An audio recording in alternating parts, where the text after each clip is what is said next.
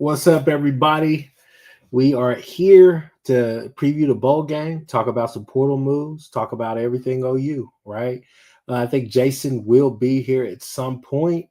Had to go do some stuff real quick. I talked to him earlier, so he's going to definitely try to make it. So hopefully he'll come in here as always, and all three of us would be. But this is basically, I guess you could call it the Sooner Intel show, like the I guess the video you just watched. So you got the Horns Down podcast here, Sooners 360, and of course the Hall of Fame College Football podcast as well with Jason and the coach. But today, right now, it's just me and Mr. Sooners 360 himself, Mr. Chris Mason. How you doing? I'm doing well. That's good. That's good. That's good. Happy holidays to everybody. Merry Christmas to you guys as well.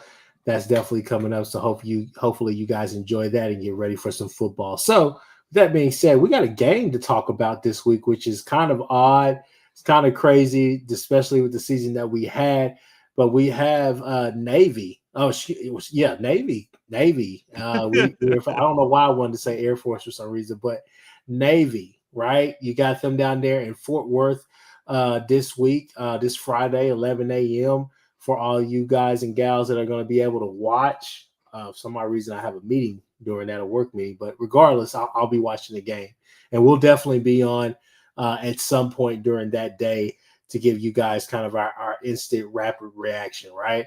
But Chris Mason, what are your thoughts about the game initially as far as just this matchup? Navy is a pretty good team. Obviously, we know traditionally triple option type of team, but this team wants to give you spread looks sometimes, kind of use the QB run.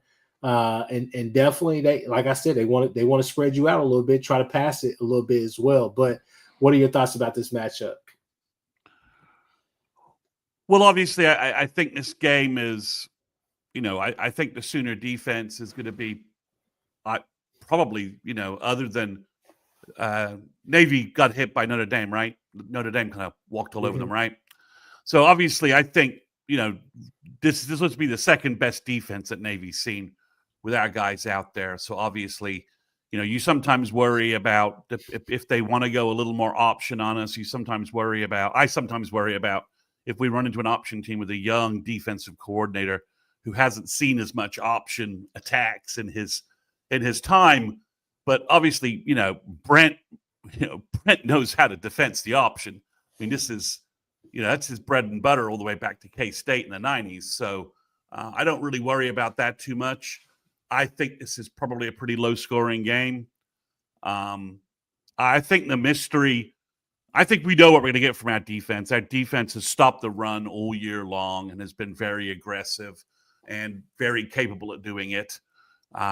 We're obviously missing Bowman and Stutz. We do have two players who we can slide in that have played a lot for us. Kobe McKenzie should thrive in a fairly run-heavy game at Mike linebacker. And obviously, if Peyton Bowen sliding in at safety, I think, Bowen and Robert Spears-Jennings, that gives us a good combo at safety. So there's a drop-off, but it's not like it's a cliff, right, losing Bowman and Stutz. So overall, most of the rest of the defense is there. I'm a little worried about the other defensive end spot because I think Ethan Downs is not playing, but he was on the roster, but I'm not sure what his status is. Is Wooler back? Well, I don't think he is. I think he's hurt. Okay. So that makes me a little worried about the other defensive end spot with a team like, an aggressive veteran team like this with Navy. But overall, I think we know what we're going to get with the defense. Do you give a chance for Bogo to get some minutes at Cheetah and come downhill and hit some running backs and try and hit some QB run game? I think that's a possibility. I'm looking forward to seeing a lot, our young defenders out there. So overall, I mean, it's probably Jacoby. Jacoby probably is going to be the other cornerback across from Eli Bowen. So we may see some Devon Jordan as well. So I think, I'm excited to see our young defenders. I think the bigger mystery, Chris, is what does our offense look like? The last time we saw them, it was Jackson Arnold and Spencer Brown and those guys trying to execute a passing not executing a passing game against an LSU defense selling out against the run. We're 4 weeks removed from that, with now Michael Hawkins at the wheel. So I think I think the intrigue is on the offensive side of the ball. Can Michael, with sustained bowl practices, with the best offensive line that he will have had in front of him, with the healthiest running back core that he's had to complement him, what does the final play calling game of the Joe John Finley era look like? And can we discern any noticeable impact from Arbuckle coaching the quarterbacks during bowl practice and being the mentor on the sidelines? I think he'll be on the sidelines. I would guess that's where Joe John would ask him to be. Can we discern any noticeable impact from that with how Michael Hawkins plays? So that's where the intrigue is. Those are the things I'm looking for. Young defenders, and what do we look like offensively, and what does Michael Hawkins look like? Let's jump into the comments real quick. So, Frightening Truth, what's up, Frightening Truth? Congratulations on your win. Clemson, they had a really good game plan. Felt like they went away from it. Then you thought to yourself, is the game plan really Riley's or is it just Dabo's, right? But no, you guys got Arizona State, so good luck to you guys. But he says, so opt-outs for both teams I haven't kept up. Navy clapped Army. How y'all feel? I mean, the homer in me wants to say Navy clapped Army. Army got clapped by Tulane, and Tulane clapped Navy as well, I believe. So we handled Tulane pretty well. Granted, despite the offensive deficiencies that we have. But realistically, I just want to say, I mean, defensively, it's going to come down to gap integrity, being gap sound, getting them in third and long situations, forcing them to go and pass, do obvious plays like that. They're going to throw the kitchen sink at you. They're going to give you a lot of eye candy to look at. You're going to have to be disciplined. A lot of young guys are going to be playing, so I don't see them necessarily trying to force the ball down the field per se through the air, but at the same time, that could happen. They've tried it here and there during different games, but this is something where you can say, hey, look, you have to go and jump out on this team. You can't let them hang around and gain confidence, in my opinion. But Navy had a good year. Hats off to them. Both kind of the corps, the Armies and the Navy. So, I mean, that's great, right? But this is OU, so you do still feel really good. But like Chris Mason said, it really boils down to what the offense is going to do for us. This is a game where if you're OU, if you can go out there and actually turn the table, flip the table upside down of what the game plan against you has been this year, which is, hey, at some point, this magnificent defense that they have, they're going to wear down.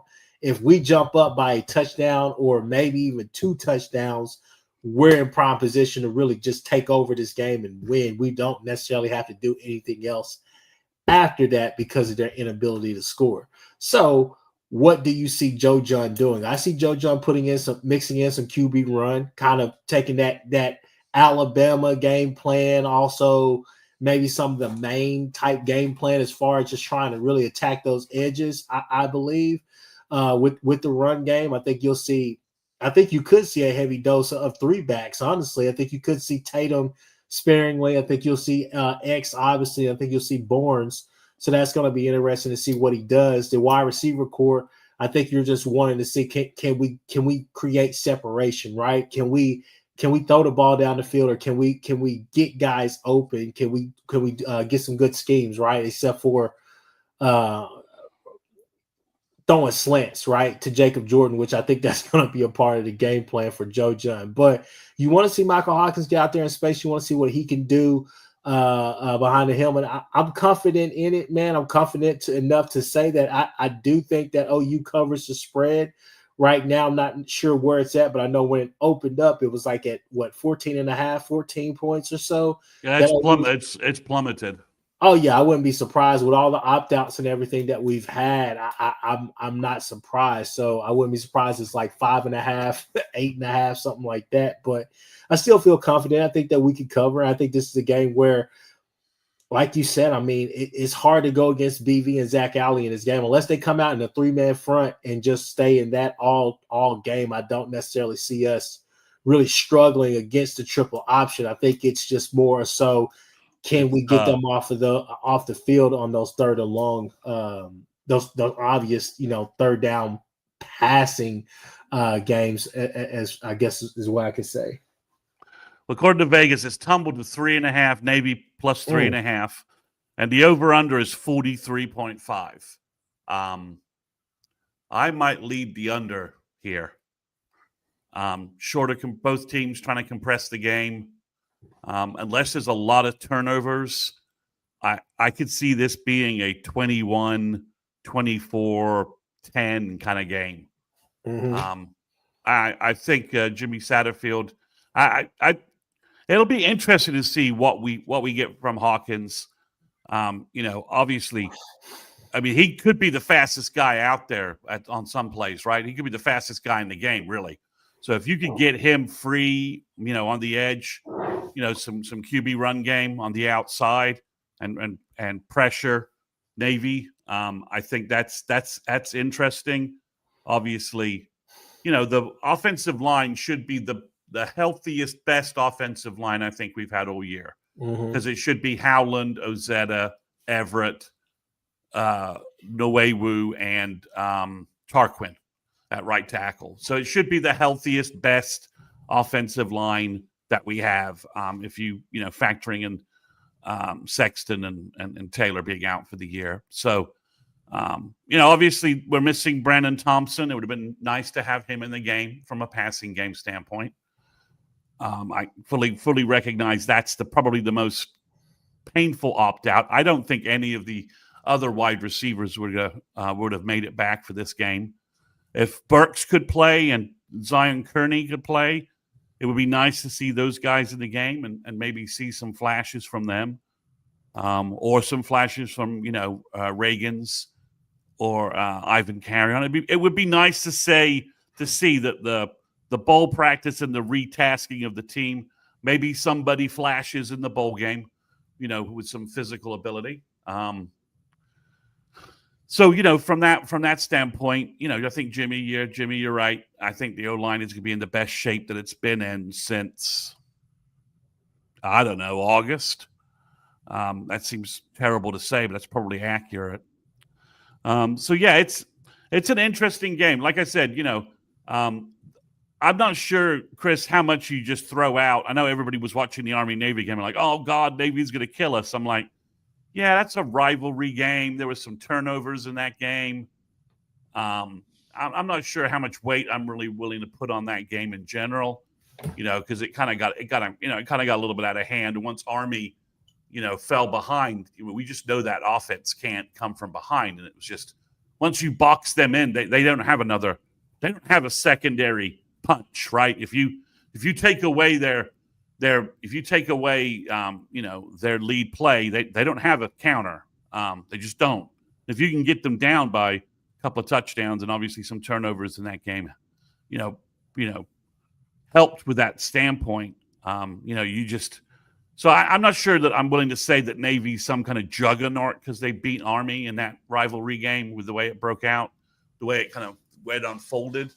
So I think the Sooner defense again, for the most part, I think Brent, with sitting down with Zach Alley, will come up with a really good. You tended to I remember Oklahoma during their option days, you'd always worry about the bowl games because teams would have a couple of weeks to prep for you. Because that used to hurt the Switzer wishbone a little bit, right? Because teams would have time to prepare for you. It wouldn't be just 5 days to get ready. So I think with 2 weeks like this, Zach Alley and Brent are going to have the defense finally tuned to hit and attack the Navy offense. So I'm not less worried about that.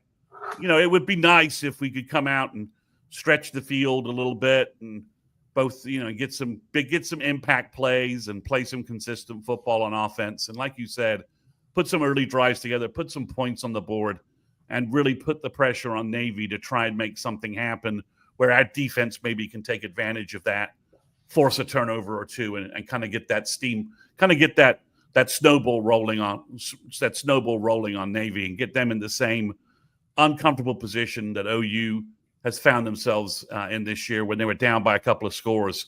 Don't have a counterpunch.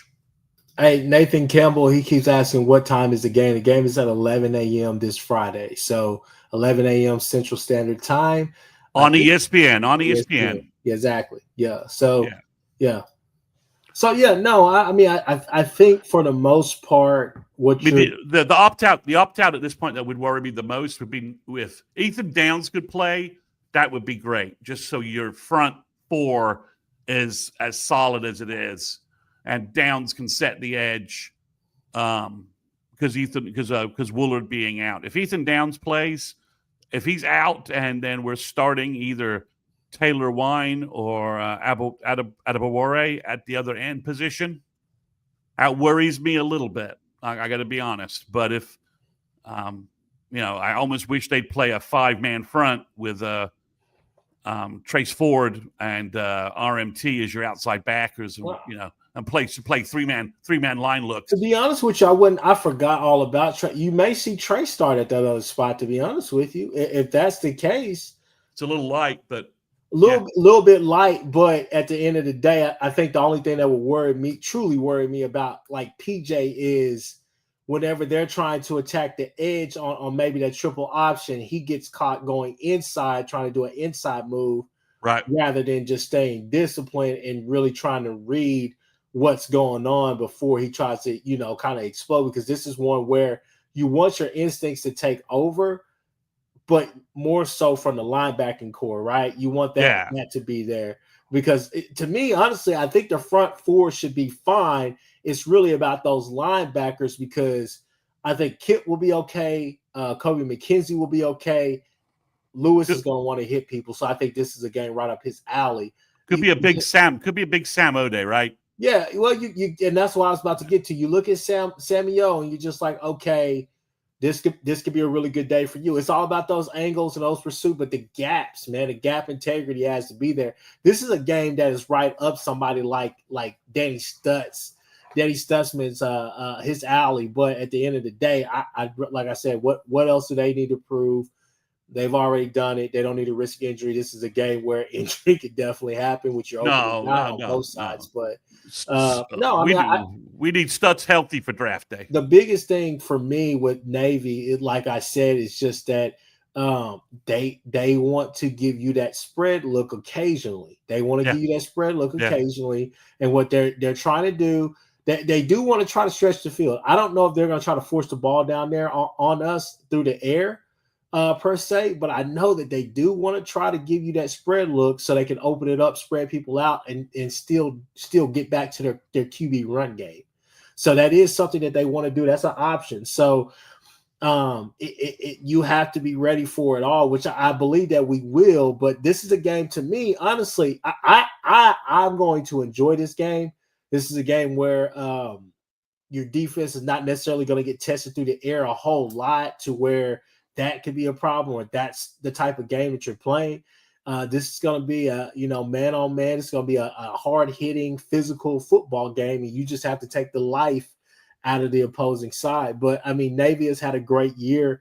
You have to, hats off to them. You have to give it to them. But at the end of the day, I still think that our linebacking core, maybe even if that edge is going to be light with just younger guys or whatnot, even our DBs, younger guys, I still think that you'll be okay because I think those guys are good in run support as well, all of them.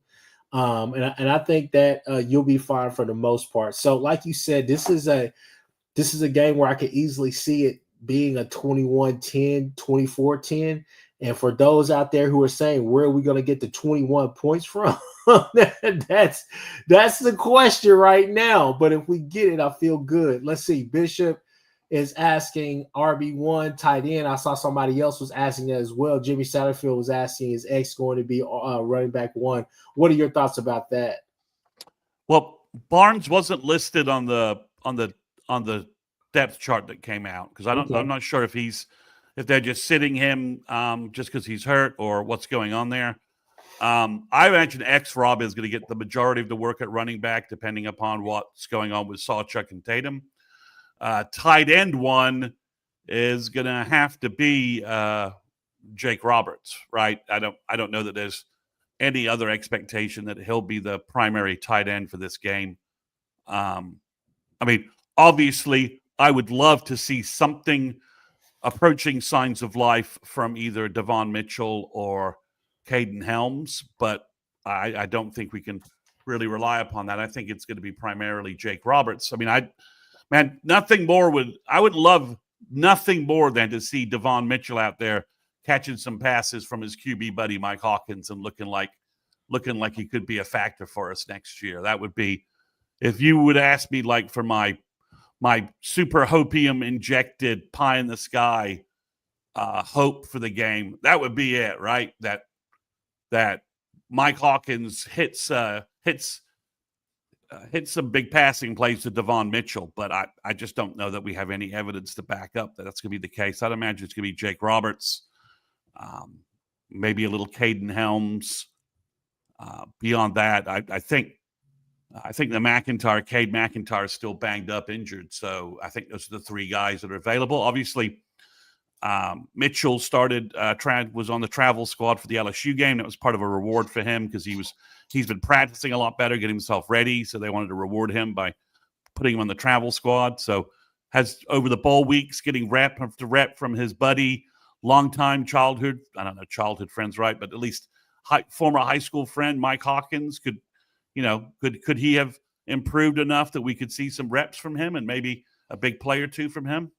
I'd like to hope that's something that we might see. But I think if the evidence all points towards Jake Roberts being tight end one, and I think X Rob is your is running back one. I think 20 carries from X Rob is probably a good sign that OU is doing what they need to do, running the ball and moving the ball to win this game. I mean, I wouldn't shock me at all if you wanted to say, like, what is it, the Josh Pate, the stat thing, he always snaps the paper and says, this is a stat. If this stat shows up on the stat line, that's a winning stat for OU.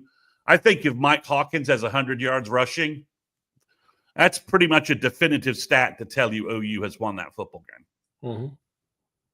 Mm-hmm. Mm-hmm. If Mikey Hawkins is running the ball, getting some big run plays for us, I would say that's a number one stat that OU has probably won this football game. So, but I think X Rob, if you're asking for my prediction for offensive MVP for the game, I would say X Rob is probably it. I could see him going 20 carries, 130 yards, something like that, being the bell cow for this offense and intermingled with some passing. Who do you think starts on the O line? Is it the same offensive line as you've had with, I think, Ozida? Oh, excuse me, Howland, Ozida, Troy Everett, Wei-Wu, and then is Spencer Brown going to be the guy? Or I think we get Tarquin back, and I think that's with the way Tarquin played at right tackle, that gives you the best pass protection, best producing offensive line, the best five guys that we've had probably all year together on the offensive line. I think there's probably a good chance, Howland and Ozetta, bowl practice, fine-tuning, Bill working with them. Everett obviously was getting better and better as the year went on, as his injury got better and better. He's the leader of your O-line. And then, Noe has been playing better and better ever since Everett came back. So, yeah, I think you've got an O-line that, will Navy just sell out completely to stop the run like LSU did? Maybe, but I think with a couple of weeks early on, that should be your game plan. I mean, but I think Mikey, see what can he do.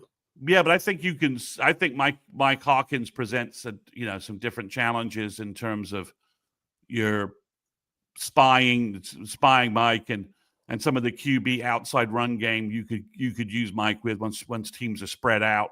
that makes things a little more interesting. That if Mike could get past some guys, I think he's gone, right? Like, you miss some angles, you're playing the run, we drop back, try and throw the ball. Mike doesn't see anything, takes off, and all of a sudden you're not quite in the same run fits and structure you need to be in. Things have gotten a little loose on the second level. And if you don't get Mike at the second level, he's outrunning the Navy secondary to the end zone. So I think that, whereas, Jackson had maybe a little more of a power running game to him, so to speak, I think you really kind of want to get Hawkins out on the edge and let him air out, let him, stretch his legs, so to speak.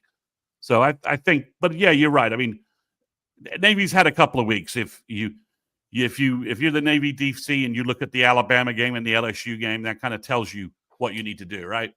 Yeah, no, I think that you're begging, and I hate to beg, but I think you're begging Joe John to simply do two things. One, if it's working, stick with it. Two, even if it is working, yes, stick with it. But if they adjust, you adjust. That's it, please. Because I've seen too many times in the Missouri I'm sorry, game. offensive adjustments. I'm not really sure. Yeah, I mean, that's is that Missouri legal? game Is that especially. legal? Are we allowed to do that legally? I didn't know that. The Missouri game, especially, you're sitting there just like adjust. Then you're also sitting there saying, "Hey, LSU knows what you're trying to do with this run game. Like they watch the film. We're running. Look, that's fine, but you have to build off of that week to week, and that's just something that we have not been able to do." But regardless, though, like I said, I'm confident about this, not just because it's Navy or anything by that. That means, look, they had a great year this year. Again, I'll say it. Hats off to them. It's going to be interesting. We got the core. We got a core group of our guys. Obviously, we're going to miss Billy. Obviously, we're going to miss Danny. Could miss Ethan Downs as well over there. But at the same time, Chris Mason, this is the only point where I would disagree with you, man. I want to see the younger guys anyways. You know what I'm saying? So yeah, no, I mean, I ideally, I'm fascinated to see if he gets some reps. What does Taylor Wine do? Because he's a big physical dude at edge, and he could blow some stuff up, and he could be a handful for anybody. So I'm interested to see him right here. Honestly, to me, I don't know what's going on with Ethan Downs, maybe injury or whatever. But you would think that he would want all the film, and people, look, don't butcher me. I don't know. He already got a Senior Bowl invite, so he got a Senior Bowl invite regardless. But still, I would think that this is film that you would want simply because this could be a game where I could see BV and Allie saying, "Hey, we're going to switch you." My kid is screaming in the background. This is a game where we're going to switch you inside and out, right? Kind of play that Jonah Lealu role almost, as far as just kind of playing out inside a little bit as well. It's a bowl game. Why wouldn't you put him in there just to kind of showcase him? And I think it would work well, especially if you wanted to go 4 or 5 on the line, on that defensive line at times, just to kind of give those big sets. That's just me, though. But, Nigel Smith, Taylor Wines, guys like that. And I definitely want to see Trace Ford. Trace Ford is a guy I think that honestly people has had a very, very underrated year. Not enough people are talking about that guy. Without all the injuries and everything else, obviously maybe he doesn't land here at OU. But regardless, that Trace Ford has NFL potential and NFL talent. Maybe on a smaller side, lighter side, whatever the case may be. But I think this year, I think he is put. He was much more significant. He was much more significant this year. Not only that, but I think with playing the cheetah role, used better, playing close to the ball and stuff like that, he got himself enough film to at least get invites to camps, to be somebody that they're prioritizing at the pro days or whatnot, simply because he's versatile and he can play several different spots. So I'm hopeful, but. No, I think Trace Ford is somebody that's had a very, very underrated year and could have a big game this game, simply because not only does he just react well, but he thinks the game out as well. So I'm excited about what that defensive line is going to show this game. We shall see. run game's got to have to hold up. And for God's sake, please do not go to any 3-man fronts unless there is obviously 3rd and 14, 3rd and 3rd and 17, something like that. That's whenever go to the 3-man front, do whatever you want to do, but it's got to happen, right? All in all, you just want BB to get that first bowl win under his belt and just go ahead, nobody get injured, and we sail off to the sunset, get ready for winter workouts, get ready for spring practice, all the rest of that stuff, because it's right around the corner, people. It's coming. So let's see. Jimmy Satterfield, he says, do y'all think Trace Ford gets drafted? I think he's let's see what he does at a pro day, but I think he's an undrafted free agent. But do I see him as someone who could stay on an NFL roster? Sure. I mean, if he gets the special team stuff down, he's got some of the physical traits you look for. I think it's entirely possible. I mean, look at Jalen Redmond, right? I mean, what he's done, and he was an undrafted free agent and had to go play in the XFL to really prove that he belongs on a roster. But he's gonna get a nice contract from the Vikings in this offseason or from somebody else. So I think there's a chance. Trey, I mean, he's gotten better and better removed from the knee injuries and stuff, and looking more like the guy who his sophomore year at OSU seemed like a guy who could be drafted. But I think, it's tough, right? I mean, you forget, you watch NFL rosters and you hear the colleges players are from, and it's just all over the place. The NFL, pulls talent from everywhere. So I think he could be an undrafted free agent. He's got some good film, but I think he could end up on the Bob Stoops XFL team and maybe work his way to the NFL that way.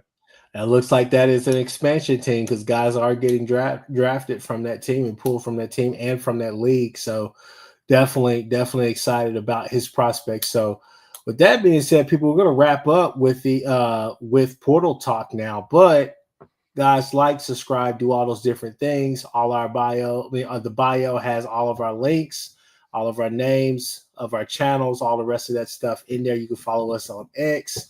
Mr. Mason has excuse me. Wow. I can't think right now. For $2, you can get on his Patreon and you can subscribe, and you can get all the recruiting information you want. But before we go there, people, Jason is here. Y'all done or what? We already finished? No, we just finished talking about the bowl game, just our thoughts. If you want to just jump in on that before we go to the portal. We just talked about just kind of full 360 defensively, offensively, what we thought. If you want to just chime on that real quickly, the floor is yours. Yeah, man. I think we were talking about it a little bit this morning on the morning show with Mike Boganowski Sr. And I think my thing was that I kept saying was, I feel like it's not so much what is your offense going to do against this defense. I would think that you're more concerned about defensively, you should be able to shut them down. It's about being disciplined, and really just making sure that you stay sound in what you're doing, because they can kind of lull you to sleep with that. I keep going back to the Army game when we still had Kyler, and just kind of the way that they didn't. It was a close game because of the fact that, and it wasn't that Oklahoma played bad or anything like that. It was just that, they were able to move the ball enough, to keep that clock moving, and you weren't on the field enough offensively in order to kind of put pressure on them and run them out of the game. I think it took Notre Dame a while to kind of pull away in that game as well. When they did. But yeah, for sure. At the same time, but they play them a lot, though. I mean, they play them pretty much every year. They're playing one of them. This is the second straight year that they played Navy, and then they of course they played Army too. So they're kind of used to the service academies at Notre Dame a little bit more so than what Oklahoma is. We play them once every 10 years or so. Yeah, my point, Jason, was that Brent knows how to defense this inside and out, right? I mean, this is you might worry about a young defensive coordinator who hasn't seen the option that much, right? doesn't play the option that much. But I mean, Brent's got the keys to the shut down the Nebraska option. He's got those keys. He knows he can sit with Allie and say, nope, let's do this. Let's do that. I mean, so sometimes, it's like I remember when Georgia Tech was running the option and they played Iowa in the bowl game, and they've been running through everybody. And then all of a sudden they ran into Iowa, who had like a 65-year-old DC, and who just pulled out the old manual. Here's how you stop the option with 3 weeks of 3 bowl weeks prep.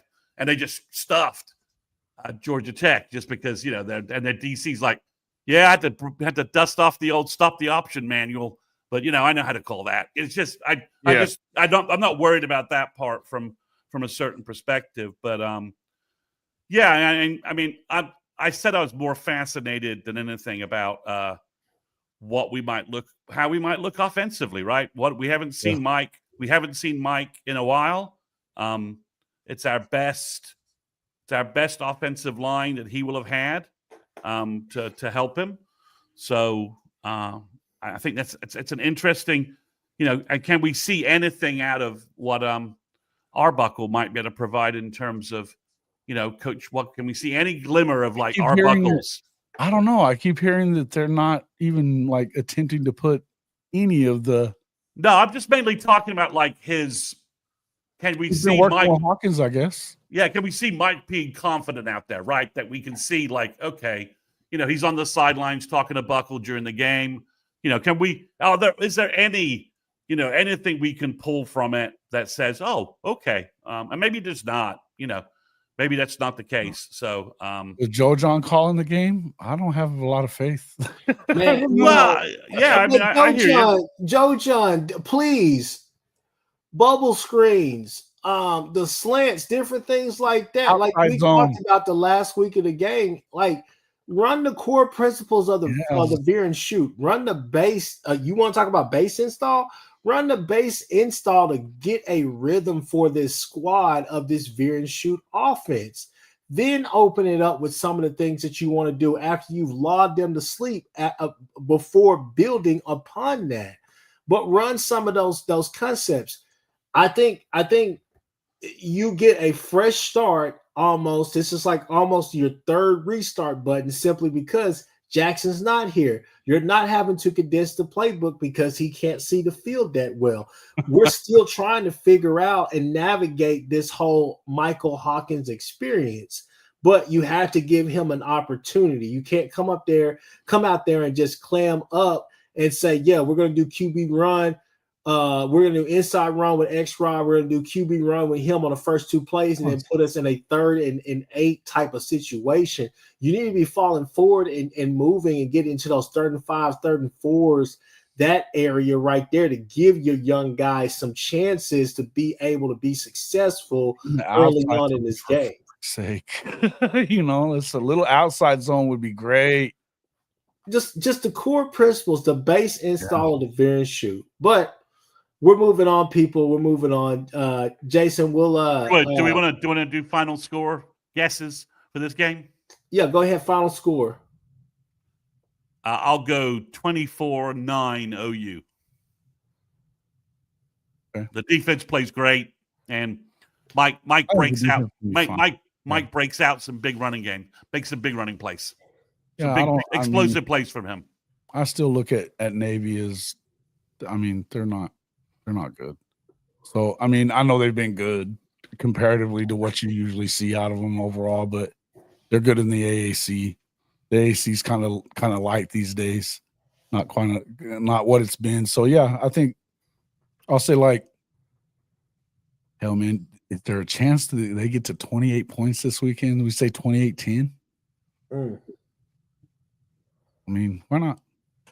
They're all pretty light at receiver. I don't know, man. I don't know. I'm gonna go 24. It's my birthday that day. I hope that happens. So I'm gonna go 20. Actually, I'm gonna go 23-10. I think we get up early, 14 zip. I think we stall, and then I think a couple of drives, and I think we ended up probably kicking a couple of about 3 field goals, and going ahead and closing that one out. So let's see. Bishop said 35-10. David Whitehead said 31-7 OU. So I think for the majority of people think that OU should win this game. It's just you're wondering how. Yep. Jimmy, he says 31-13 OU. I think that's a good score. That's a good score. Yeah. All right, people. Keep people coming in, but let's go ahead and move on to the portal, guys. Chris Mason, do your thing. Okay, well, obviously OU picked up Carson Kent, Superman's cousin from Kennesaw State. He's 6'4", 245 pounds. Played high school ball in Georgia. I watched his high school senior film. It's pretty good. He's pretty good blocker, inline, H-back and inline. He's pretty good at wide receiver. He does a good job receiving the ball. He was 6'4", 215 coming out of high school. Apparently had a late growth spurt, and he was like 5'7", like 190, 160 pounds when he entered high school. So he had a big growth spurt, and it seems to be a little under-evaluated. But he did play at a good high school, played good competition, and that film looks good. So I think you're kidding yourself if you can't put the connection between OU getting the punter from Kennesaw State and then going back and getting the tight end. Obviously, they saw this guy in the punting film, looked at him and said, on special teams, right? Most tight ends are a part of your special teams groups, right? I mean, that's just a fairly obvious, that's an obvious statement, right? I mean, So I think obviously they saw him on special teams and went back and looked at his tight end film and made the offer. He chose OU over West Virginia. His other visits are, Conference USA, AAC type, places. I'm not going to imply that this is a 5-star guy or a 4-star guy that I've been tracking for years and I'm familiar with him. But you needed a body at tight end. He played tight end all through high school, so it's not like he's Bauer Sharp, who moved to tight end like the year before he got to OU. Still didn't really know the position when he showed up in Norman. Was really learning the position, having moved from quarterback. Carson's a tight end. He's played tight end. He was blocking and doing, all the blocking things you expect from a tight end and on high school footage. When I saw his film, I was like, if OU had offered him, I'd be like, okay, that's, it's not the world's worst offer I've seen from a tight end. So I think that's, you've added somebody to the tight end room. Now, I think you're not going to – there's a possibility you might see the second tight end, the kid from Kansas who transferred to Pittsburgh State, who's 6'7", 250. His follows on Twitter indicate that OU's pretty heavily in play. His last name's Phillips. So I guess maybe you could pick him up as well, which I think would indicate that somebody else from the tight end room is going to be leaving soon. So I think that's where it is. But I to be honest, I don't think we're going to see anything glamorous from the tight end position until we have a new tight end coach. And I'm hoping the Joe John Finley era has only been extended to maintain some fragment of continuity for play calling for the bowl game. And then he will bid us adieu and make his exit stage left. And we will hire someone else who will then make a move on another tight end. But it's tough. The guy they really liked, I think, from Ball State chose Wisconsin. Stayed home, basically that part of the country. Obviously, they lost the defensive end they brought in, who chose Ohio State. The Idaho State guy got big money to go to Ohio State. I do like they picked up Derek Simmons, I think, since the last time we talked, and I like him a lot. He is from Western Carolina, but if you did not listen to, don't watch Gabe Eichard's In the Weeds video on Derek Simmons, I recommend you watch that. Simmons played left tackle, left guard, and right guard for Western Carolina last year, was switching between left tackle and right tackle but in between series when they played NC State. Does a good job. Gabe's pretty high on him, and Gabe was not very high on Spencer Brown or Tarquin last year. So Gabe's gonna call it about offensive line. He's gonna be pretty hypercritical, and he thinks that's a really big pickup. So Simmons measured when he was on campus at OU 6'5", 330. So he's a big kid. He's pretty athletic for that position. So I think you could see right now, I think he's the obvious plug-in at right tackle until we see Jacob Sexton, not hurt again. And I think, you start setting up some pieces and some depth if you can get Sexton back. I think Howland, Sexton, and Simmons give you 3 tackles, better than the 3 tackle circumstance we had last year. Mhm. So I think Simmons was a big pickup. They missed out on Jaron Bradley, who chose Kansas State. I think OU was very much like, you want to come here and work with Emmett Jones? We're fine with that, but we're not going to give you any kind of, big cash to do that. And Bradley took the money and went to K-State instead. OU's being very, very they're being very cautious with their NIL spends, trying to really assess value and use the resources and data from the service that they've contracted with, the guy from the Philadelphia Eagles. Really trying to be very cautious and not overspending for guys. And I'll be honest, to me, the portal does not appear to have as many legit playmakers as last year. Well, tell LSU that, because they just handing out money at this point. Well, they are, but look at who they're picking up. I mean, they're picking up, there's question marks, and A&M's doing the same thing. They just gave Samuel Mpemba, I don't know how much money, and it's like everyone's like, oh, he's a 5-star.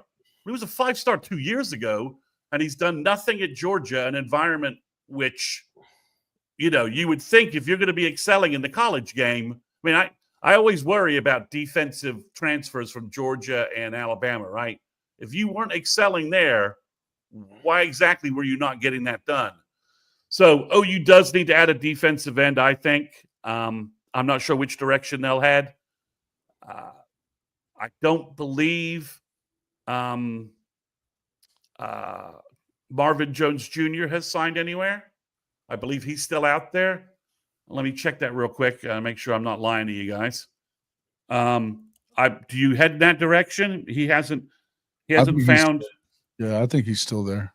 I think he's hey, still real quick, Bishop Dindy signed with South Carolina, so that's done. Yeah, we weren't looking at him. We weren't looking at him anyways. Yeah. Nah, he wanted to play. I mean, the problem is Dindy's like, well, I got to play, and OU's like, yeah, but you need to get a whole hell of a lot better before you really, it's like where he should go is not where he wanted to go, right? He should have gone OU, said, yeah, I'll get in the mix, and I need to be trained up by a defensive line guru, right? Like Todd Bates. Instead, he's going to go to South Carolina. Maybe they're losing enough personnel they can put him in. I think their D-line coach is pretty good.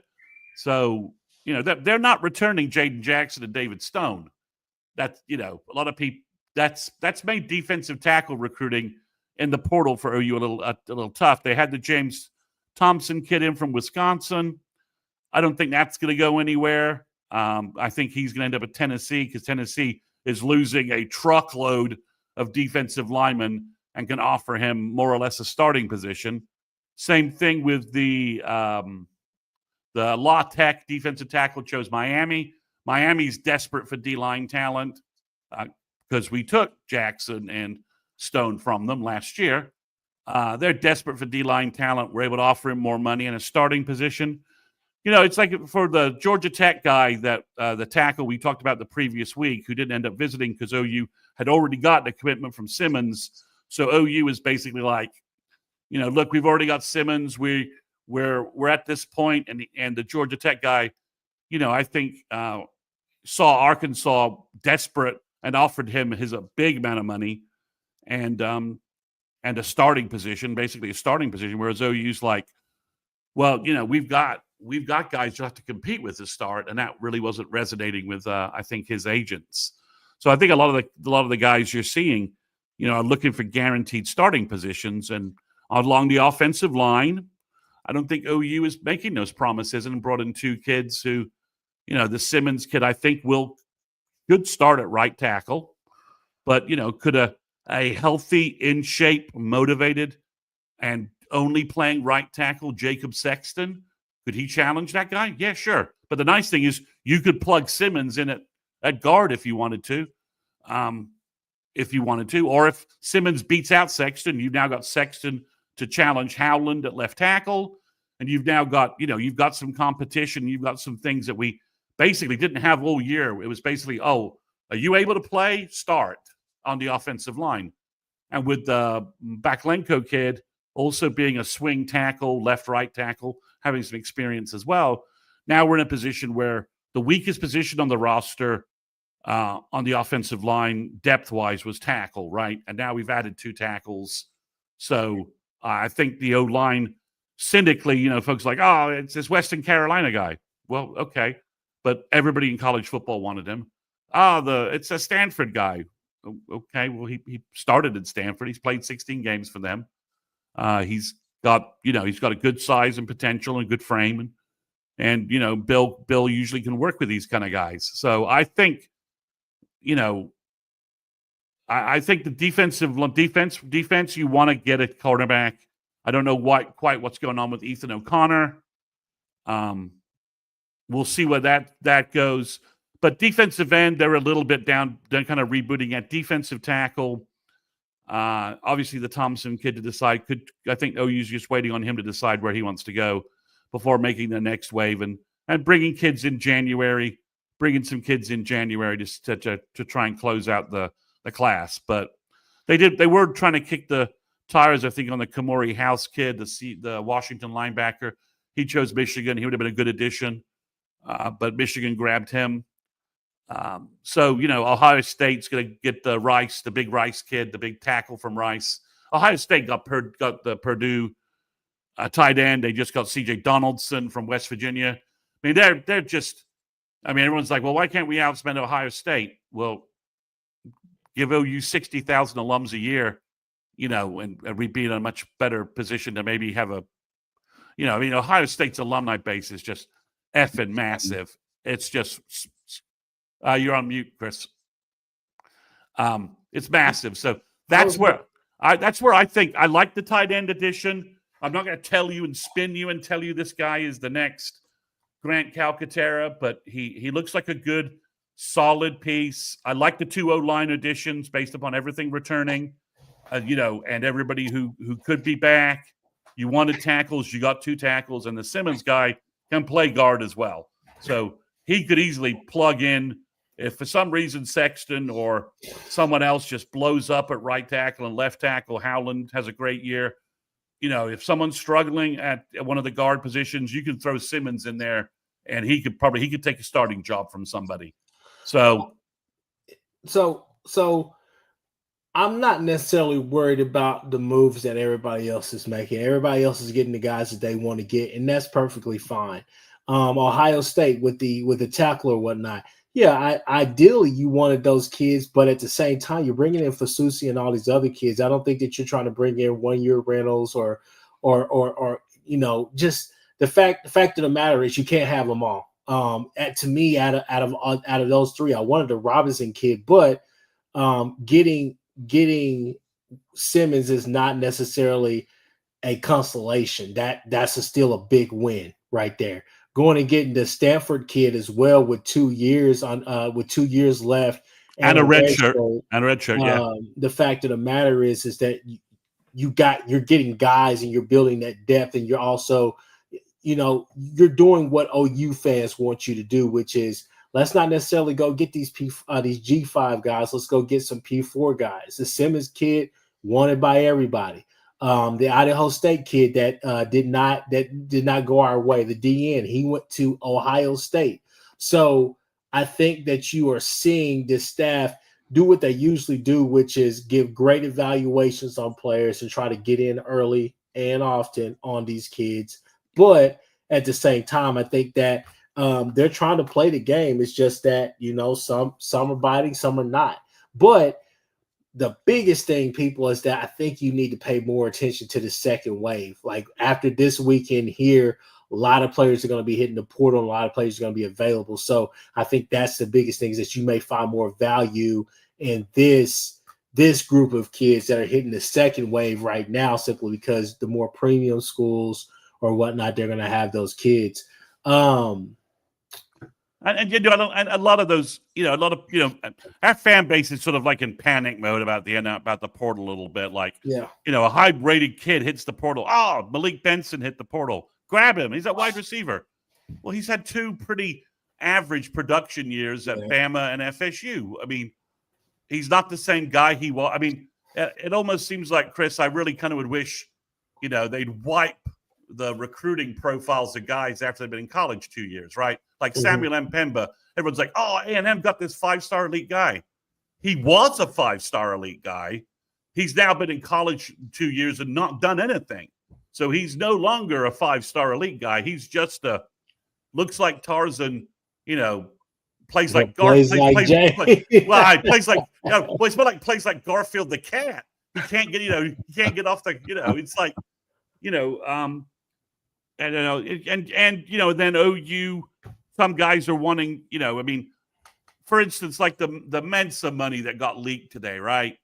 That Duke is that someone's saying Duke is paying him $4 million a year, which is absolute horse crap. That's absurd. I mean, Josh Pate, who I think is great, is saying, "Oh, I've seen it." I'm like, no. I'm sure the agents told you that. He's probably getting paid $4 over 3 years, right? That's the problem. Everyone quotes these numbers, and you don't know how many years that is because Mensa's got 3 years to play. He's a redshirt freshman. He's got 3 years to play at Duke. Is Duke paying him 1.3 over 3 years? And it's like $4 million by the time he's done? Yeah, I could buy that. But Duke's not paying anyone under 6'11" who's a power forward under, if you're getting $4 million from the Dukies, it's because, you're 6'11", you're Cooper Flagg or any of those. I don't follow basketball recruiting other than know that, the Cooper Flagg guy they got was unreal. And that, I mean, you're 6'11" and, you're like Giannis, you're the next Greek freak and they're offering you $4 million to come to Duke for a year. I mean, let's be real here. Duke football hasn't all of a sudden just pulled in the NIL money to pay $4 million a year. Now, 1.3, yeah, I could buy that. And, obviously OU paid, to get Mateer. OU opened up the pockets to make sure we could get Mateer from Miami and some other folks and from Chapel Bill. I'll steal that from Chapel Bill. Chapel Bill. I'll steal that. And obviously North Carolina's adding some folks. Texas Tech is throwing oil money around like it's going out of business. So, OU's trying not to overspend based upon recruiting brand name of players and positional need. And I think, okay, that makes sense. I would like them to add another defensive end. I think obviously we would like another corner based upon our losses, but a little source told me that I think there's 25 OU players in the portal at this point. Yeah, about 4 of them OU wanted back. So where are we at? We're still spending money. Is there Oklahoma Ganja Grower up here saying we only have 5 or 6 more spots before we hit that 85. So maybe we're just waiting to see who hops in the portal from these remaining playoff teams. I would wait. I would wait at wide receiver. The one thing that's interesting out there is Keon Brown, the guy that we signed the same year we signed Petaway in 2023. But he was ineligible to go to OU, so he went to JUCO. He's blown up at JUCO. He's bigger.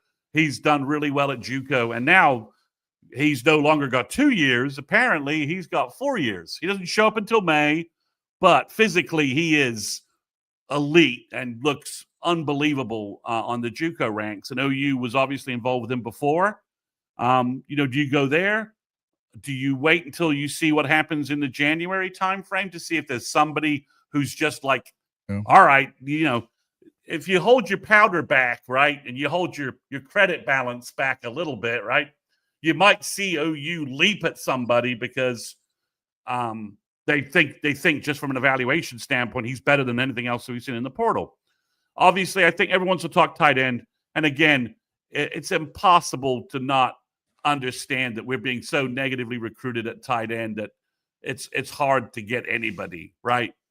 I mean, and how easy is it to negatively recruit us at tight end right now? Joe John Finley's leaving. He's not going to be your coach. You don't know who your coach is going to be. So you don't know how the tight end is going to be using the offense, and you don't know who your coach is. So I wouldn't go to Oklahoma. And right now, OU has like no defense against that, like none, because if it's that well known in the coaching community, you've been seeing Arbuckle contact tight end recruits first, according to some stuff that's been flying around on social media. So, and it's not like Joe John was a great recruiter before this. He's a terrible recruiter, and then you completely handcuff him, and he becomes the worst recruiter I can possibly imagine at tight end. He's a lame duck tight end coach who is a terrible recruiter to begin with. So what's below absolute zero in recruiting skill? I don't know. We're about to find out that can you be colder on the recruiting trail than Joe John Finley? Yes, you can be lame duck Joe John Finley trying to recruit. Wow. So not pulling many punches tonight, Chris Mason. Well, I mean, am I wrong? Tell me I'm wrong here. You're not. Let's shift it real quick to the comments. Jason, I want to get your words in here before we get off of here in a little bit. But Corporate Doug, this is way back up there. Corporate Doug says, of all the receivers we got, he says, who do y'all think will be the most impactful? He's saying Giovanni Gibson. Then if we skip on down here, David Whitehead, he said Zion Kearney is my surprise star next year. What are your thoughts on that, Jason? Who? Both of those guys I like a lot. Giovanni Gibson, obviously we've seen a lot of him and what, just since Marcus Dent brought him up on the show that day. And then, of course, he's the nephew of Coach Ricks, who's on our show quite a bit too. So excited about seeing him. And you go through and watch his film, and he is that guy that he's a dog, man. He runs amazing routes. He's big. He's, he's built up. He's an explosive player, man. And, our guy from the Blitz City podcast, shout out to Kobe. He was talking about him earlier in the year, but I think when he was around 700 yards, he was like, this guy's the best offensive player in the SWAC. If he doesn't win the SWAC Offensive Player of the Year award, stop giving it away. Stop it. They just might as well stop doing it, because apparently they've been going to the wrong guy pretty much every year. I think he's going to be an impact type of player. Obviously, there's going to be a step up to the next league, coming into the SEC. But when you look at a guy that's 6'3", he's pushing more around that 220-pound range, and he's running a 4.4. That's fast, man. That is fast for a guy his size. He catches the ball at his high point. He attacks the football. And again, some of the routes, if you're watching his route running, it's elite route running. So that's the kind of stuff that travels. That's the kind of stuff that travels with receivers. I love what he's got. I mean, I pretty much think he was in talks, or at least everybody in the SEC had gotten a hold of him. It wasn't necessarily that he had, I think I misspoke one day and said that he had offers from everyone. He had a lot of offers. He actually, when he already was committed to Arkansas when all this kind of got started, and then he decommitted from there, and before and started talking to a lot of different folks. I think there were some teams that he declined talking to from the SEC as well. So I think they're fortunate to get him. As far as Zion Kearney's concerned, I know if you listen to guys like, even from the Alabama guys, I'm thinking about Coach Sean, that's always on with Ty and those guys. Coach Sean was super high on him before this season. Said he felt like he would be a guy that could make an impact for Oklahoma right away. You have to believe that having, a competent game plan in play next year would only give you a better opportunity to do that, Obvious passing situations. That's why I think that somebody like Barrett Sharp, if he stayed around, he would be great in this situation, because you're not throwing him out there and saying, hey, you played quarterback in high school? You play quarterback your first year at Southeastern Louisiana State. You can run this trick play. No, you're not throwing him out there. You're putting him in situations and you're scheming him up to where he can excel. You're not putting him out there to go and play at Blue Mountain State. Like, this is just not. I don't know, what are you doing? You got to put your players in positions to excel. So I think being an obvious passing plays and not using Kearney in motion and all the rest of that stuff and letting him just be a straight up dog as a wide receiver. That's absolutely great. Bringing in I like Kearney a lot, man. I like Kearney a lot. Having Satanga, who can be out there with Deion Burks at the same time. You may be smaller, but I think you're explosive with those guys, with both of them. But having both of them out there who can do that and recognize what the defense is doing at the same time, and letting your carry-ons, your Zion Kearneys and guys like that be in obvious passing situations, being schemed to do different things, do things that they want to do. Not saying that they can't do the motion stuff or whatever, but to me, that's a big ask for those guys. You want to be able to groom somebody like Zion Raggins and say, hey, we want you to hit the weight room and get bigger. We're not asking you to be 225. We're asking you to be at least close to 180 or whatever the case may be with that speed. So that's the stuff that you really want to see happen, is that these guys get put in the situations that they can excel in, instead of using them as, Kearney's not a slot guy. He's not. But he's a very, very talented guy. So just got to see. See. So on Gibson, two things to echo on what Jason said. One, someone dug up a high school interview with him. He shifted to quarterback to help his high school.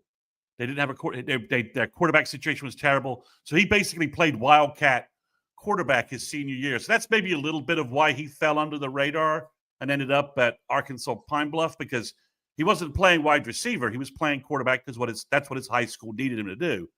And the other thing is, and Jason, will probably concur with this, is, guys, there are all kinds of cornerbacks in the NFL that play in the SWAC. I mean, when you're in the SWAC, you're playing press coverage all the time. This is not, you look, and there's always DB talent that ends up on draft day from the SWAC. So it's not like, it's a good league from that perspective, right? That you have, you always see a couple of cornerbacks always going high in the draft from that conference, from that area, because it's just, because they play press coverage. That's all those schools do all the time, basically. So I think Gibson, who Gabe Eichert says he looks like an NFL receiver. You just see him on the hoof. You see how he's built.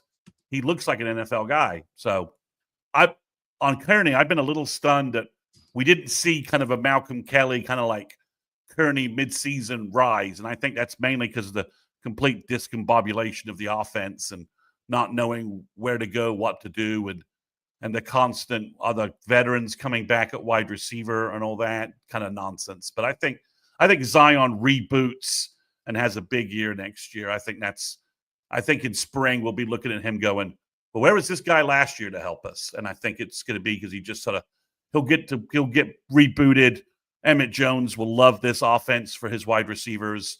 So I think from all indications, right, from Emmett's background, so I think we'll see a big reboot there. But I think we may be, although everyone's saying, who's this guy from Arkansas Pine Bluff?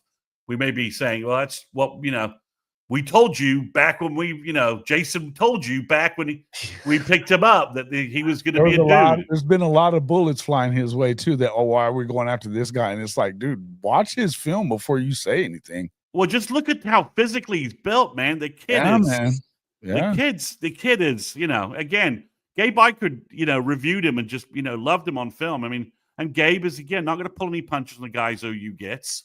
And no doubt. And they were talking about, and actually something that came up is that I think he did get in a little bit of trouble in high school or something like that, which is why he ended up having to go kind of this long route to get here. Because talent-wise, he's there, and he's got a little brother that's apparently, I think he's either next year or the year after that he's going to be ready to rock and roll too, running back and another stud. So, I mean, it could end up paying off pretty well for you. It's one of those things. They said something about him running a 4.2. I've heard more like low 4.4s, but for his size, that's stupid fast. And That's stupid because he's so coordinated. He's so coordinated for a big guy, right? It's not a lumbering. I see a lot of people. I'm sorry to cut you off, Chris Mason, but I was just gonna say, I know some people, talking to my aunt, they're not necessarily big on the Keontez Lewis kid, but I think those are valuable pieces to your offense because he's another guy. Well, and he has P4 experience. Everyone's like, we're not signing any P4 guys. It's like, well, the Lewis guy was a P4 signing out of high school. He's played at UCLA and Wisconsin. So those are P4 schools. So what do you want? He's 6'2", 185. Put up some numbers this year at Southern Illinois. I know people will say it's not the greatest competition, but to me, I think the biggest thing you're trying to do is if we can't get back to where we had just like, the Iglesias and Malcolm Kelly experience, where we have like, the Hollywood Brown and CeeDee Lamb experience, where you got two guys, right? Two dudes out there. Like, if we can't get back to that, at least we can get back to having a collective group that is really good, that is sure-handed, catches the ball, can create separation, and, you're just fine. But, people, if he could come back from the injury, Jaden Gibson is another guy that I think you got to be worried about as well, because you got some dogs out there. The guys that are coming in, about that the other day. The guys that are still there, I think you got some guys. Jason, Gibson and Associates, man. Gibson and Associates. Hey, those two guys together. I think that he has to be a big part of your plans for next year. Jaden Gibson must be. You got to figure, when did he get injured? Was it either August 1st, the very start? Okay, so we're looking at a full year by the time. And from everything we've heard, it seems like he's doing well with all of his, with all that kind of stuff. But I feel like you have to expect for him to be a big part. Obviously, Deion Burks coming back is huge. If health, health notwithstanding, hopefully he's healthy and ready to rock, because with the guys, I feel like the guys that you've already brought in, and I'd love to. Hey, thanks for the $4.99 there, Dilligaff. Why can't OU get the Branch brothers? Is it an NIL or drama issues? I don't know. I defer that to Mason, but it doesn't feel like he may be a little high expensive wise, but I don't know. It's not only that, but you got to factor in. I think Chris Mason can back me up on this. Now, does his brother have anywhere in the OU secondary to play? Exactly. Does he have anywhere to play? And if you're asking me for $4 million, what the hell is he asking for? You're asking me for $4 million, which I'm going to say, hey, son, you're going to get 3.5, and your brother's going to get $500,000 at a priority walk on. I don't know where he's going. Look. I love 4-star DB, but I love me some Zachariah. Hold on, Chris Mason. If he can't play and excel up there at USC, I don't want to hear none of that crap, Jason. Stop that. Come on, man. Stop playing. Look, there's only one guy or there's only one brother combo at wide receiver I'm giving $4 million to. And that's Jeremiah Smith, and anybody he wants to claim is his younger brother. Okay? Jeremiah Smith and some guy he pulls off the street and says, this is my brother Bill. If they want to come to Norman, sign $4 million right now. I love me some Zachariah Branch, but unless you're Jeremiah Smith, maybe Cam Coleman, that's it. The line starts after that. Maybe, I don't think this is. I love the guy, but you got to be realistic, right, about what you're doing with your money and where you're spending your money, right? And if Deion Burks and Satagna Star ball out, then, and Jaden Gibson comes back and plays really well, because, in July, we were hearing that Jaden Gibson's about to have his best year ever, right? He's about to dominate. He's dominating. Again, Unless you're the Adrian Peterson of wide receivers in the portal, I'm not giving anybody $4 million at wide receiver, right? If you're Marvin Harrison Jr., you're Julio Jones, you're Jeremiah Smith, maybe if how do you say his first name? Tatorio McMillan guy at Arizona. If he was in the portal, not going to the NFL, I'd give him $3 million. But other than that, the margin between what Zachariah Branch can give OU between what we just gave Isaiah Satagna is probably, it's not worth, the juice is not worth the squeeze. The difference between those two guys is not $2 million worth of NIL money. I hate to say it, but it's just not. I mean, and I love Zachariah Branch, but I need $4 million. I need a date with Elle McPherson. It's just not happening. Like I said, $4 million. I'm giving you 3.5 and your brother $500K. But he can't play. I mean, literally, OU. The reason OU's not talking to any safety players, right? Even though we lost Billy Bowman, why? Because Bowen's starting, and then we've got 3 carnivores waiting behind him.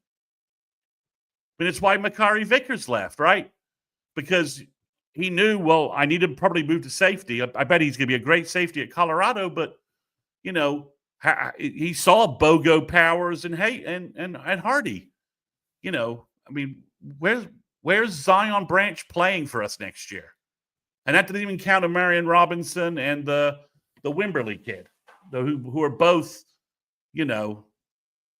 both badly underrated. So it's like playing to break our safety group.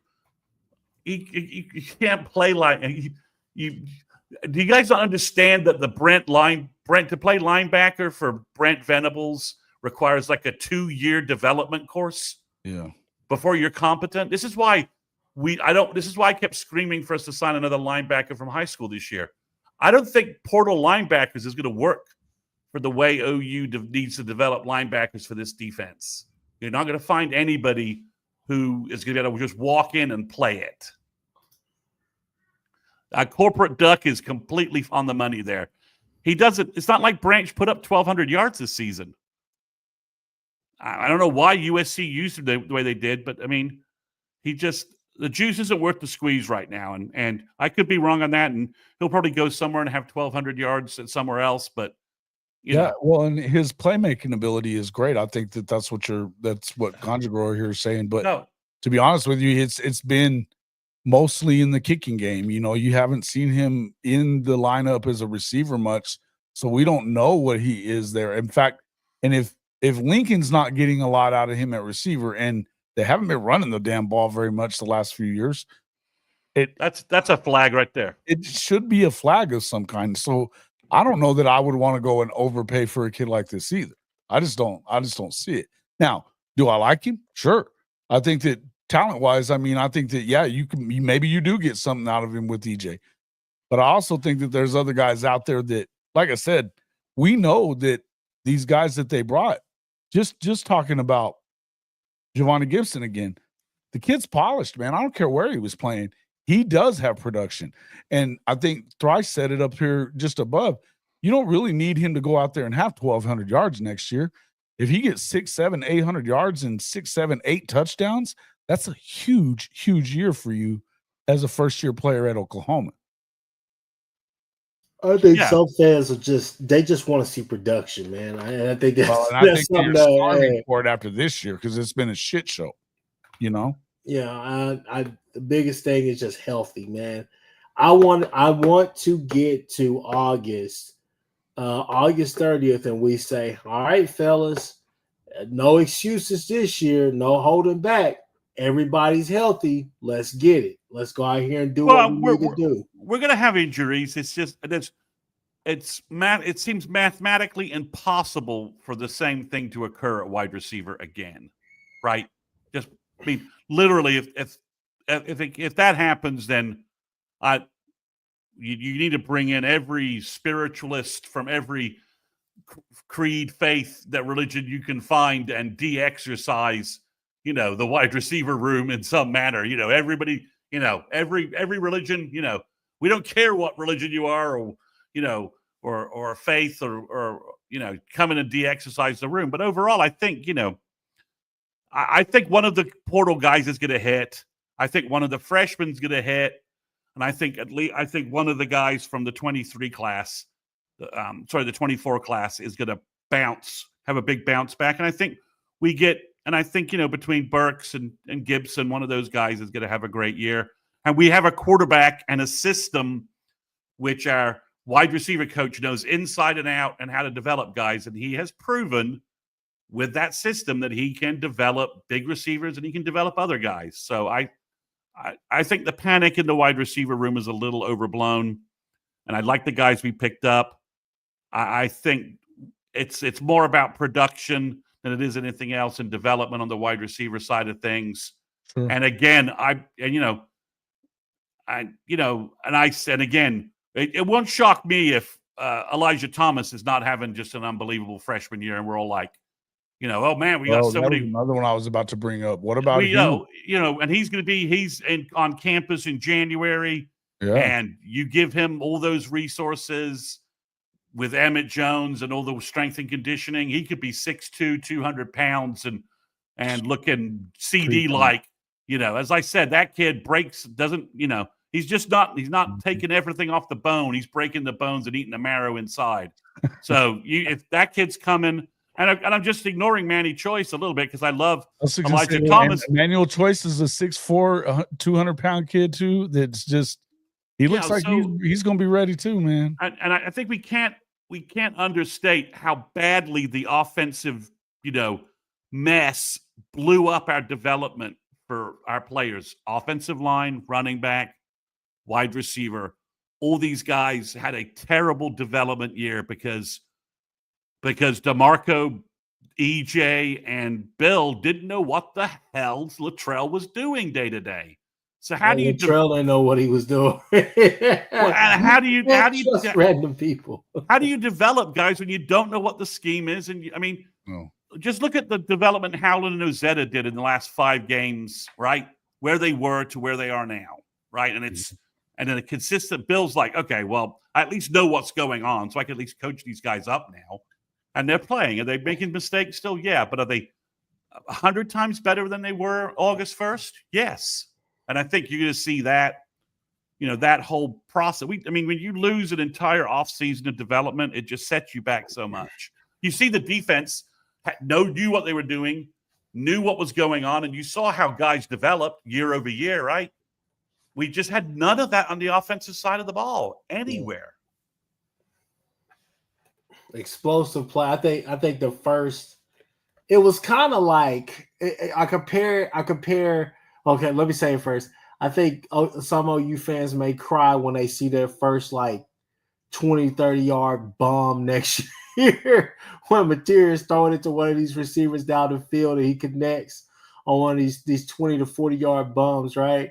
And you're sitting there just thinking to yourself damn, this is crazy. I compare it to kind of a lot of OU fans the year that we, obviously, and DG didn't play. We'll just say that game right there where, Texas beat us. That next year when we scored that first touchdown, I looked around with some of the OU fans I was around. And I saw a couple actually break out in tears. It was man, it feels good. You know what I'm saying? You just want to see an explosive offense, but just an offense that is it just makes sense. It's logical, right? You don't want to be second guessing yourself. Off of what they're doing. They're doing things for a reason. Yes, they're doing things for a reason. And when they're building, they're actually building to try to build the house, opposed to just putting more cement down to build a foundation. Right. Well, it's you built a room with no doors. Oh, oops!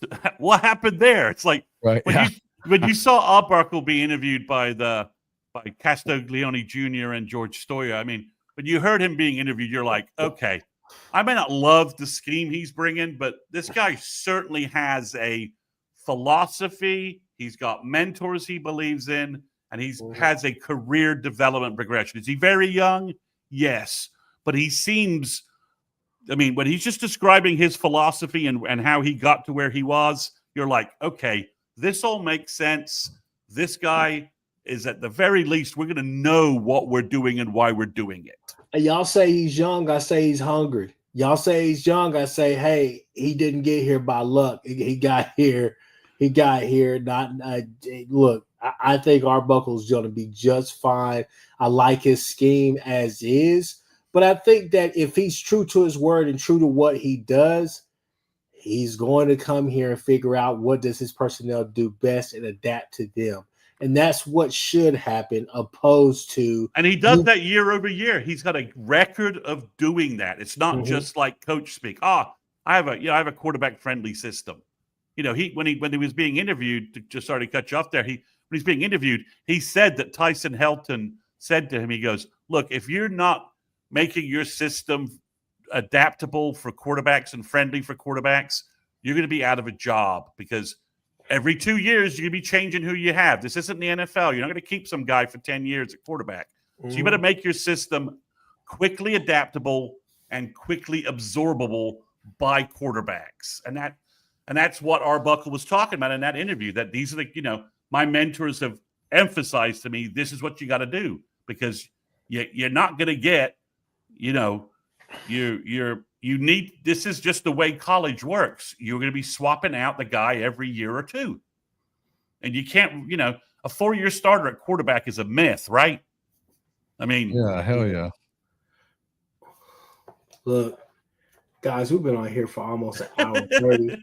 We got on here and we even went overtime.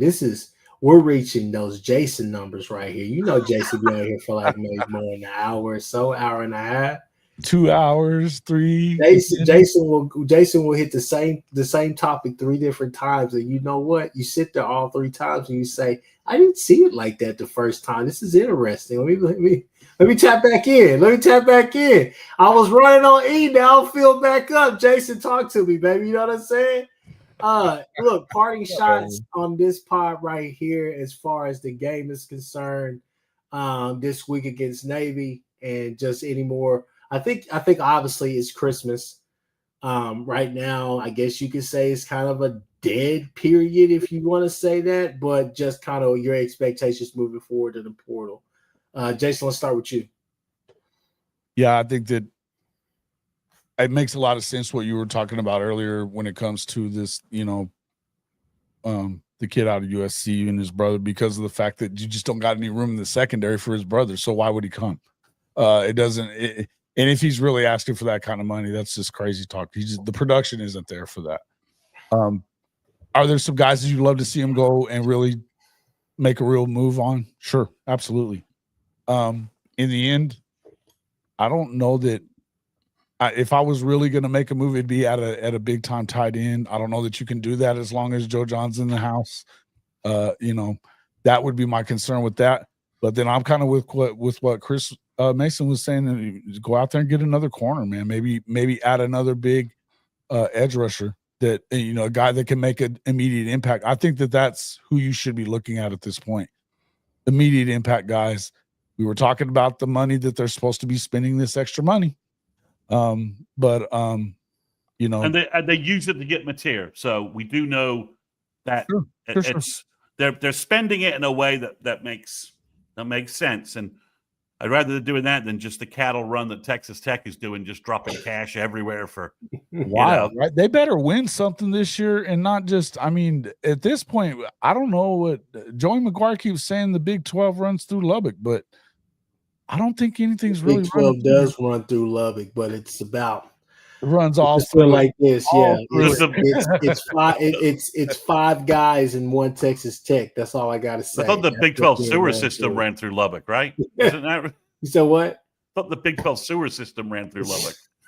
Yeah, something like that. I'm just saying. It's not looking good, really. I can't imagine what they think they're accomplishing by doing this. The guys that they're adding, it just doesn't make a lot of sense to me. But I think that in the end, we can do the doom and gloom thing and all that stuff, or we can just realize that college football has changed and you have to change with it. Boomer 129. Kind of is what it is. But in the end, I think that's where we are. As far as the weekend's concerned, I feel like they're going to be fine. I think that defensively, you just got to stay home. I think you just got to stay home. if I'm worried about anything, it's do we see anything different than what we've been seeing? And I do like the fact that we're probably more healthy on the line than we've been at any point this season. I like that Michael Hawkins is in instead of Jackson Arnold, and I like that. Really, I mean, do you expect them to have a great defense at Navy? No, you don't. So, I mean, yeah, I think you have a good weekend. Chris Mason. Well, first comment, we didn't hit any of the CFP stuff, but to me, I don't think the margin from where OU is to being a 12 seed in the CFP is that far from the teams we saw over the weekend. So let me just say, I don't think it's a massive chasm OU has to leap over to somehow get to be a 12 seed if we had the right schedule.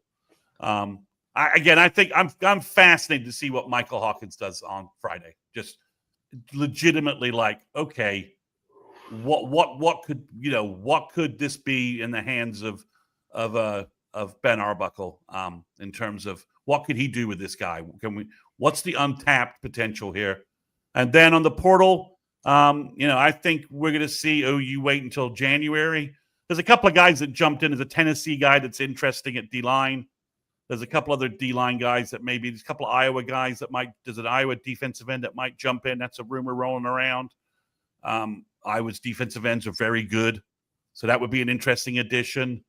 But again, I'm praying come the new year, January 2nd, the tyranny of the Joe John Finley era at tight end is over, and we can at least talk about a new guy and at least not have to keep answering the question of that's my New Year's wish. My New Year's resolution is a new tight end coach.